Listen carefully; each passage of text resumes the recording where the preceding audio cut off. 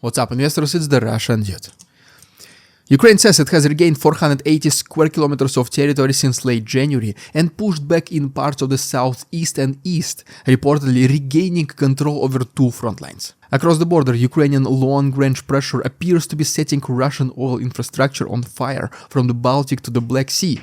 And on top of that, Kyiv is now openly trying to turn its wartime experience into diplomatic leverage in the Middle East, while cracks inside Europe's sanctions consensus are becoming way harder to ignore. And when you put all of that together with the reported strike on a Kalibr-capable Russian warship in Novorossiysk, the death of Lieutenant General Oleksandr Otroshchenko on the March 31st and AN-26 crash in occupied Crimea, and the bizarre story of 41 miners trapped underground in occupied Luhansk, you start to see the bigger picture. Because this is no longer just a story about trenches moving a few hundred meters here and there. This is a story about pressure on Russia's military system, pressure on its oil income, pressure on its rear assets and areas, and pressure on the diplomatic environment around the war itself. So the thesis for today is actually very simple, and that is why it matters so much for a briefing like this. Russia is trying to push on the ground, especially around Pokrovsk and across the more than 1,200-kilometer front line. But Ukraine is increasingly trying to answer that pressure not only with defense at the front lines, but with a much wider strategy that hits oil, ports, logistics, naval assets, political narratives, and even foreign partnerships. And that means that the war is becoming way more layered, more technological, more international, and more expensive for everyone involved. Let's talk about all of those things in today's briefing. For months, a lot of people got used to hearing the same lazy line that the front was static, that nothing meaningful was changing, that Ukraine could only hold and Russia could only grind. And yet, now Ukraine's Commander-in-Chief Oleksandr Syrskyi says that Ukrainian forces have regained control of 480 square kilometers, or about 185 square miles, in the southeastern and eastern sectors of the front since late January. And he specifically said that Ukraine had returned control over 8 settlements in Dnipropetrovsk region and 4 in Zaporizhzhia region. At the same time, he did not pretend the situation was easy, because he also said the Russian forces were continuing their spring offensive, regrouping manpower and equipment, and still trying to seize more Ukrainian territory while creating what he called a so-called quote-unquote buffer zone in Dnipropetrovsk region. That is a very important detail, because it tells you that this is not some clean breakthrough story where one side suddenly collapses, but rather a story where Ukraine has found enough local strength to recover ground while Russia is still trying to press forward. And this is where it gets interesting, because the map logic matters more than the headline. Reuters notes that analysts see Ukrainian counterattacks in the southeast as part of a broader effort to disrupt Russian plans around Pokrovsk, which is one of the most important logistics hubs in the Donetsk region. And Syrskyi himself said he visited the Pokrovsk area and ordered additional ammunition and supplies to strengthen the troops there. The Institute for the Study of War Assessment, cited by the Reuters, says that Ukrainian actions around Hulyaipole and Oleksandrivka are presenting Russian command with dilemmas that overstretched Russian forces are struggling to solve. In other words, this is not just about how much territory changed hands on a spreadsheet, but about forcing Russian units to make choices, and in war that is often the real currency. Because once your opponent has to choose what to defend, what to reinforce, and what to delay, you start shaping the battle instead of just surviving it. And that is exactly why the next chapter matters. Because if Ukraine is shaping the battle on the front lines, it is also trying to shape the economics of the war behind it. Guys, as always, if you would like to support our work here on YouTube and get some bonus content in return, you can always find it on our Patreon. Your memberships are the best way to show us that what we do here actually matters. The link is down below. Thanks so much. Now let's continue. Now here is the game changer. The biggest strategic story today may not be the line of trenches at all, but the fact that Ukraine's long-range strike campaign is putting much more direct pressure on the infrastructure that feeds Russia's budget. And that pressure is no longer something abstract that only energy analysts care about. Because even in St. Petersburg, Russia's second largest city and Putin's own hometown, Residents told Al Jazeera of this St. Petersburg that they could literally smell the consequences of the war in the air after attacks at the Baltic terminals of Ust-Luga and Primorsk. According to that report, those two facilities handle roughly 2/5 of Moscow's seaborne oil exports and almost 2% of global oil supply. And the terminals are only 165 kilometers and 133 kilometers from St. Petersburg respectively. The article says the strikes involved long-range drones traveling more than 1,000 kilometers, and that the damage contributed to the sharpest fall in Russia's Baltic oil exports since 2022. And that's not all, because the Black Sea side of this story is heating up too. Reuters reported via industry sources that a fire broke out overnight at the Sheskharis oil terminal in Novorossiysk, with the blaze reportedly engulfing the main pier of Transneft near docks 1, 1A and 2. One dock can handle tankers of up to 250,000 metric tons deadweight, while another can load tankers of up to 90,000 tons, which tells you this is not some random storage lot, but a very important export node. Moscow Times separately framed the same incident as another example of Ukrainian pressure on a key Black Sea oil terminal.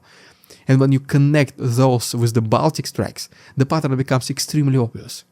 Ukraine is trying to drain Russia's war chest by going after the routes that convert raw production to export cash. There is also a nasty strategic irony here, and this is the part most people miss, because Al Jazeera's reporting points out that every $10 spike in global oil prices can mean about $1.6 billion in extra monthly income for the Kremlin. While the broader Middle East conflict is already being pushed prices higher, meaning that Ukraine is now trying to hit not just oil production, but the actual export system that allows Russia to capitalize on that geopolitical windfall. So this is not simply a revenge campaign or a symbolic drone war, no. This is an attempt to interfere with the conversion of global instability into Russian revenue. And once you understand that, the next chapter becomes even more important, because oil terminals were not the only things reportedly hit today in Novorossiysk.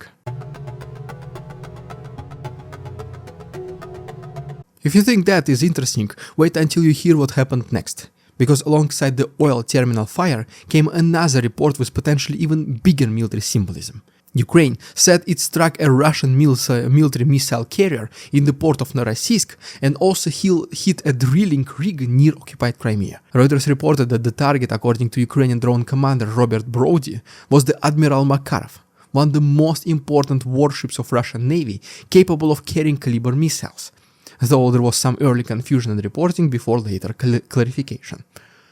Ukrainskaya Pravda carried the very same core angle, also centering on a Kalibr-capable frigate in Novorossiysk. The question is, if two media are focusing on this, why does it matter? Because Novorossiysk has been treated as one of Russia's safer rear naval locations after parts of the Black Sea Fleet had to be dispersed away from Sevastopol. And if Ukrainian systems can keep reaching into that port, then Russia's attempt to preserve sanctuary at sea becomes a lot more complicated. I mean, where else would they even keep their Black Sea Fleet then, right? And just when I thought that story alone was enough, another reminder arrived that Russia's military system is under stress in more ways than one. Because Reuters also reported that Lieutenant General Alexander Otroshchenko, commander of the 45th Army of the Northern Fleet's Air Force and Air Defense, died in the An-26 military transport plane crash in occupied Crimea on March 31st. A crash that reportedly also took 30 more lives. The preliminary cause cited by the Russia's defense ministry was technical malfunction, and Reuters noted that the An-26, a plane in service since the late 1960s, has been involved in multiple deadly crashes over the past decade. Nobody should pretend that one crash equals systemic collapse, obviously, but when you add aging aircraft, a high operational tempo, constant pressure, and expanding geography of the war, it only reinforces the picture of a military machine forced to operate under strain in both obvious and less obvious ways. There is then one more strange detail in this wider rear air story, and it came from occupied Luhansk, where Russian-installed official Leonid Pasechnik said a Ukrainian strike damaged a power substation at the Belorushenka coal mine, leaving 41 miners trapped underground. Later reporting said power was restored and all 41 miners were eventually evacuated safely, with no injuries requiring medical assistance. On the surface, this looks like a side story, but it actually fits the same broader pattern, because it shows how pressure on the infrastructure in occupied territories can ripple into labor, energy, industry, and internal narratives all at once. And if rear areas are becoming so much more exposed that the next question is just literally becoming way too obvious. What exactly is giving Ukraine the ability to stretch this war so far from the front lines? And that takes us directly into the next technology chapter. Here is where it gets really fascinating, because one of the most revealing articles today was not about a strike that already happened, but about the next phase of Ukrainian defense technology. Reuters reported that Firepoint, the company behind Ukraine's Flamingo cruise missile, is now talking with European companies to launch a new air defense system by next year, with the goal of reducing the cost of intercepting a ballistic missile for less than $1 million per shot. Firepoint co-founder and chief designer Denis Shtillerman told Reuters that if they can push interception cost below that threshold, it would be quote-unquote a game changer. And he said that the company plans to intercept its first ballistic missile by the end of 2027. That matters because its current benchmark is extremely ugly.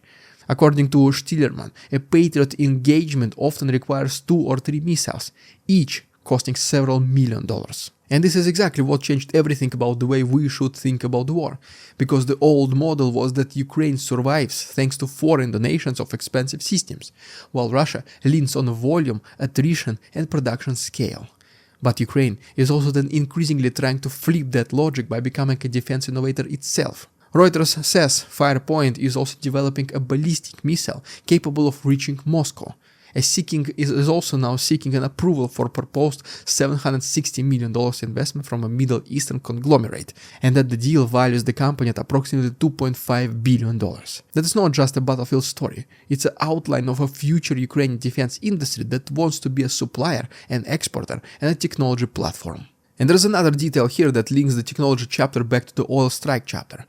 Al Jazeera reported that Ukraine has increasingly used FP-1 drones manufactured by Firepoint, with a range of about 1,500 kilometers and the ability to carry up to 120 kilograms of payload, which helps explain how Russian oil facilities from the Baltic to the Black Sea have become more vulnerable over time. So, when you hear about St. Petersburg smelling burning crude, or about terminals in Novorossiysk catching fire, or about the strike pressure deep in Russia, this is not isolated stories floating in space anymore. They're all connected now to a growing Ukrainian ecosystem of long-range strike production, battlefield learning, and cost-efficiency thinking. And that is why the next chapter is not so random, because Kyiv is now trying to turn that battlefield know-how into diplomatic influence. Now imagine this. While Russian oil facilities are burning and the front line remains under pressure, Volodymyr Zelenskyy is in Damascus, Syria, meeting Ahmed al-Shara, and this is not some just random photo op designed to fill a news cycle, no. Reuters says it was the very first visit by Ukrainian president since diplomatic ties were restored, and the two sides pledged greater security cooperation with broader three-way talks, also including Turkish Foreign Minister Hakan Fidan. Zelenskyy said the discussions covered security, defense, the regional situation connected to the events around Iran, and also energy and infrastructure cooperation, while Foreign Minister Andriy Sybiha described the visit as a milestone and said that marine trade was also part of the conversation. Why does all of this matter? Because Kyiv is trying to prove that Ukraine is not just a country asking the West for support, but a country that has built useful expertise in drones, missiles, air defense, maritime security, and infrastructure resilience that other governments may want to learn from. Reuters explicitly says Zelenskyy has been touring Middle East countries and offering Ukrainian expertise in countering drone and missile attacks developed during the 4-year war with Russia. He also stressed food security, telling Syria that Ukraine is a major grain producer and now wants to help stabilize regional supplies. That means Ukraine is building a diplomatic argument that goes like this, goes like following. Supporting Kyiv is not a charity anymore. It is an investment in a country whose wartime adaptation is becoming strategically valuable beyond Europe. And here's where most people go wrong, because they see diplomacy and just think symbolism. But what Kyiv is really doing is trying to defend its place in the global hierarchy of attention.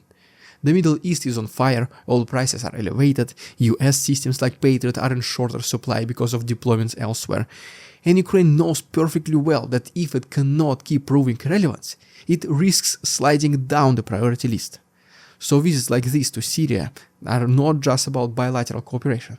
They are a part of a way larger campaign to say that we are not a side issue, guys. We are one of the places where the future of drone warfare, missile defense, food security and regional stability is being decided. And once you see that, the next chapter becomes impossible to ignore, because not everyone in Europe is moving in the very same direction. Here's the catch. While Ukraine is trying to expand its diplomatic and technological relevance, parts of Europe are still signaling that sanctions fatigue, energy pressure and geopolitical opportunism could reopen old arguments that Moscow would love to exploit. Reuters reported that Slovak Prime Minister Robert Fico said European Union should add sanctions on Russian oil and gas imports, restore Druzhba pipeline flows, and end the war in Ukraine in order to tackle the energy crisis worsened by the war in Iran. Reuters also knows that by the final quarter of 2025, European Union was importing only 1% of its oil from Russia, but that Hungary and Slovakia were still importing Russian oil by late January, when a Russian drone strike hit pipeline equipment in Ukraine and disrupted shipments. The resulting political dispute even saw Hungary block huge European loan to Kyiv. This next part is crucial, so guys, please pay close attention, because the escalation is not just military, it is economic and political at the same time. Ukraine is trying to damage export infrastructure precisely because Russia can still turn oil and gas into leverage, even after years of sanctions. And Fico's comments are a reminder that if global energy markets tighten, voices inside Europe will reappear arguing for accommodation, exemptions, restoration of flows, and a more pragmatic relationship with Russian energy. That is exactly why the strikes on Ust-Luga, Primorsk, and Sheskharis matter way more than they appear to matter in a military narrow sense, because they are a part of a race between two political outcomes. First one, can Russia keep monetizing global security and stability? Or second, can Ukraine make that monetization harder, riskier, and more politically toxic? And that question brings us to the conclusion of today's whole briefing. So, what does this all really mean? It means that if you only look at one article at a time, today feels very scattered. But once you line them up properly, a much cleaner pattern appears. On the front lines, Ukraine says it has recovered 480 square kilometers and created dilemmas for Russian forces around sectors linked to Pokrovsk. In Russia's rear, long-range strikes are reaching export infrastructure in the Baltic and the Black Sea, with residents in St. Petersburg literally describing the smell of burning oil in the air, and industry sources pointing to the damage at Sheskharis in Novorossiysk. At sea, Kyiv says it struck the Admiral Makarov, a Kalibr carrier, which would matter strategically because Novorossiysk has been treated as a fallback sanctuary for Russian naval assets. Inside Russia's military system, the death of Oleksandr Otroshchenko in the An-26 crushing is pretty much another reminder that major losses can happen outside of major combats. And on the diplomatic side now, Zelenskyy is trying to turn Ukraine's wartime experience into regional influence, just as figures like Robert Fico remind everyone that European political unity is never something you can simply take for granted. The deeper forecast is this. The war is becoming less about one decisive push and more about whether Ukraine can keep expanding the number of dilemmas facing Moscow faster than Moscow can grind forward with manpower and mass. If Russia has to reinforce Pokrovsk, protect Novorossiysk, defend Baltic terminals, manage air defense around industrial sites, absorb political strain for interrupted exports, and still maintain the image that everything is under control, then the war becomes way less comfortable for the Kremlin to handle, even without some giant cinematic breakthrough, which most likely is never going to happen at this point. At the same time, Ukraine's own challenge is obvious too, because long-range strikes and clever diplomacy do not replace ammunition, manpower, and sustained Western support. That is why the Firepoint story is so important. Ukraine is not just fighting for tomorrow's map. It is trying to build the industrial and technological base that will make tomorrow's map even survivable. And here is the real reason all this matters. The war today looks like a contest over systems rather than just space. Systems of oil export, systems of naval basing, systems of air defense, systems of diplomacy, systems of industrial production, and even systems of European political will. That is why even the story about trapped miners in occupied Luhansk belongs in this briefing, because it showed how pressure on infrastructure spills into ordinary labor, local governance, and the credibility of occupational authorities. And why the story about Syria belongs here too, because it showed Ukraine is trying to leverage hard-earned wartime competence and experience into diplomatic capital. This is a much wider battlefield now, and observers who still think the war can be only understood by just looking at a trench map and changing lines are missing half what is actually changing. Guys, if you found at least something of this helpful, please make sure to subscribe to our channel, like this video, because there is a way more load coming.